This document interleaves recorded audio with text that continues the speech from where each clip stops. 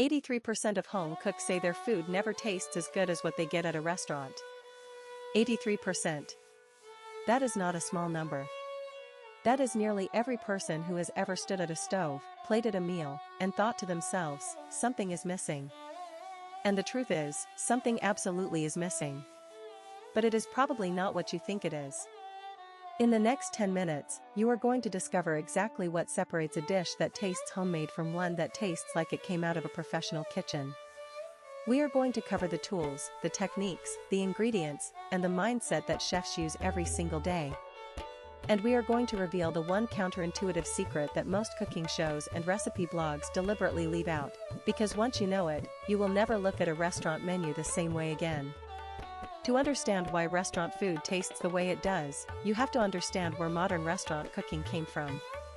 The French kitchen brigade system, invented by Auguste Escoffier in the late 1800s, created a structured, disciplined approach to cooking where every station had a purpose and every technique was standardized. Escoffier was not just organizing a kitchen. He was building a science. He understood that consistency, heat control, and the layering of flavors were not accidents. They were engineered outcomes.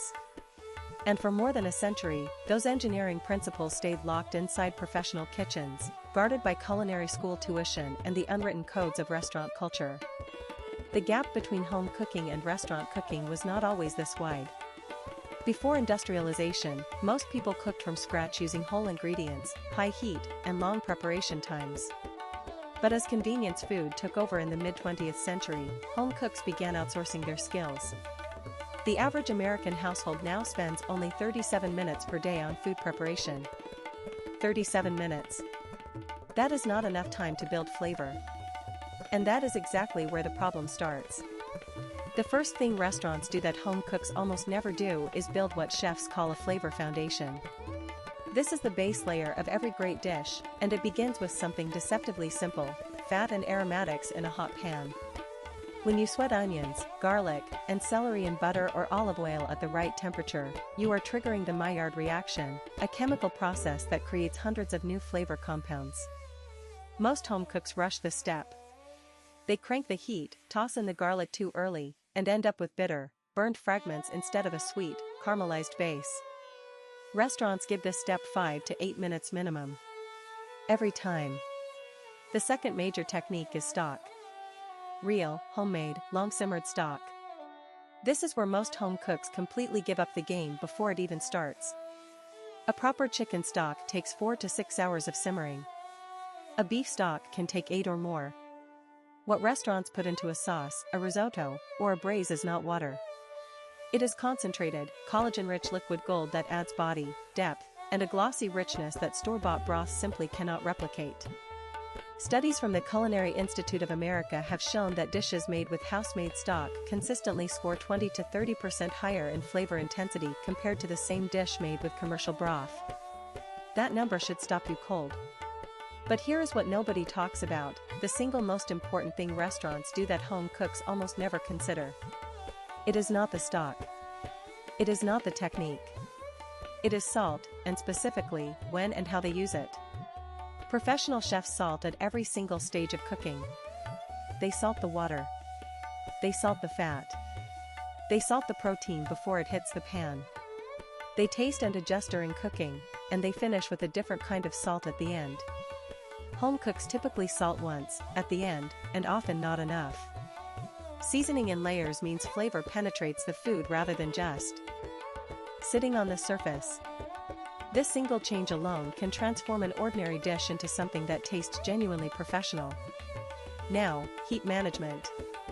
Restaurants have commercial ranges that output somewhere between 15,000 and 30,000 BTUs of heat. A standard home stove produces around 7,000 to 9,000 BTUs. That gap in heat output is why your steak does not sear the same way, why your stir-fry steams instead of crisps, and why your pan sauces never quite come together the way they do in a restaurant. But here is the fix that nobody tells you: preheat longer and cook in smaller batches. Let your pan sit on high heat for a full 3 to 4 minutes before adding anything. And never crowd the pan. Crowding drops the surface temperature immediately and turns a sear into a steam. These two adjustments cost you nothing and fix one of the biggest barriers to restaurant quality results at home. Acids are the most underused tool in the home cook's arsenal. Every experienced chef knows that a dish tasting flat or one-dimensional almost always needs acid, not more salt. A squeeze of lemon juice, a splash of white wine vinegar, or a tablespoon of aged balsamic can lift an entire dish and make every other flavor suddenly pop into clarity. Thomas Keller, one of the most decorated chefs in American culinary history, has said in multiple interviews that acid is his most important finishing tool. Yet most home cooks reach for more salt when something tastes off. The next time your food seems dull, try acid first. The result will genuinely surprise you. Butter finishing is another technique that restaurants use constantly but home recipe cards rarely mention. When a restaurant sauce is nearly done, the chef pulls the pan off the heat and mounts in cold butter, whisking it in a tablespoon at a time, until the sauce becomes glossy, rich, and smooth. This technique, called monter au beurre in classical French cooking, creates an emulsion that completely changes the mouthfeel of the dish. It is why restaurant sauces coat the back of a spoon in a way that home sauces almost never do. Cold butter, off the heat, at the very end. That is all it takes. Resting your protein is non-negotiable. When meat comes out of a hot pan or oven, its internal juices are pushed toward the center under pressure from the heat. If you cut into it immediately, those juices run out onto the cutting board and the meat becomes dry. Let a steak rest for 5 minutes per inch of thickness. Let a roast chicken rest for at least 15 minutes before carving. During that resting period, the muscle fibers relax and reabsorb those juices evenly. This is taught on the first day of professional culinary school and ignored almost universally at home. Plating and presentation matter more than you might want to admit. Research published in the journal Flavor found that people rate the exact same food as tasting better when it is plated attractively compared to when it is served casually. The brain interprets visual presentation as a signal of quality, and that interpretation physically affects how we perceive flavor. Restaurants know this deeply. They think about height, contrast, negative space on the plate, and the color distribution of a dish before it ever leaves the kitchen. At home, try warming your plates, building height in the center of the dish, and adding one fresh herb or a drizzle of high-quality oil as a finishing touch. These small details close the psychological gap between home food and restaurant food faster than any technique. What this all comes down to is a fundamental shift in philosophy. Restaurant cooking treats every element of a dish as a deliberate decision. The choice of fat, the timing of salt, the temperature of the pan, the quality of the stock, the rest after cooking, the acid at the finish, the presentation on the plate, none of these are accidents. They are choices made by people who understand that cooking is both a craft and a science. The single biggest difference between the home cook and the professional chef is not talent, equipment, or access to exotic ingredients. It is intentionality.